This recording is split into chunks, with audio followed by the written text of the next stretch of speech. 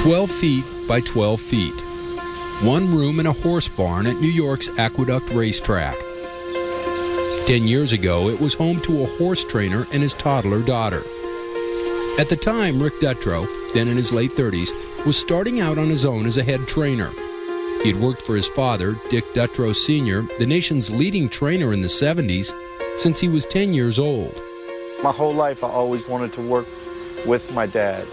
That's what I wanted to do more than anything, but it was kind of like I was working for him.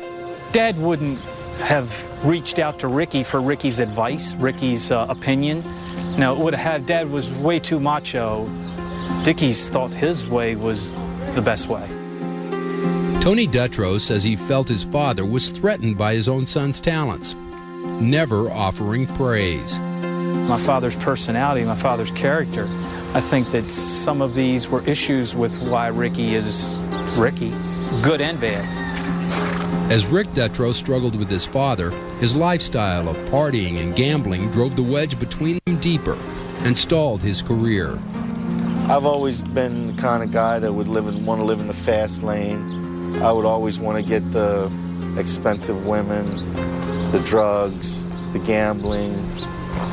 In 1993, Dutrow began dating Sheryl Lloyd, a former beauty queen from Jamaica. Less than 2 years later, the couple had a daughter, Molly. Soon after, their relationship ended, as Lloyd struggled with an addiction to crack. I had no choice. You know, I tried to put her in a drug rehab. She went, and she left a couple days after. You know, we tried. She just couldn't beat it. March 12th, 1997. Lloyd was beaten to death in her own home, with 15-month-old Molly in the house. 2 men were charged with murder. One of them had sold crack to Lloyd in the past. Of course, I was shocked by it. You know, someone close to you that gets murdered. It's not an everyday thing, you know. Dutrow, whose name was not on Molly's birth certificate, spent 4 months fighting for custody before it was awarded. Now estranged from his father and starting over on his own, it was then Dutrow and his daughter went to live in that Aqueduct barn. Molly was just so big at the time that there was plenty of chickens and kitty cats and puppy, you know, there was plenty of animals around the barn. And she loves animals, so she had a ball. We were living in the barn at Aqueduct in, like, one of the offices. I remember it then, and even then, he was still one of the happiest people you would ever meet. As soon as I could get my feet on the ground, I got a place for us. I got a car, a place. Things started heading in the right direction. But still, neither one of us look back and talk about it and say, man, can you believe we used to live in the barn? It just is not like that. We had fun. In 1999, Dick Dutrow Sr. died from pancreatic cancer.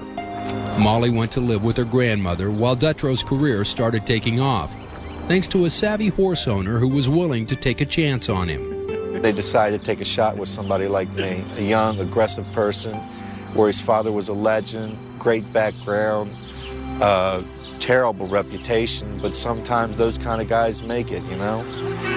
In the decades since his life bottomed out, Rick Dutrow has established himself professionally. Although he says today that drugs are out, he still enjoys a fast lifestyle.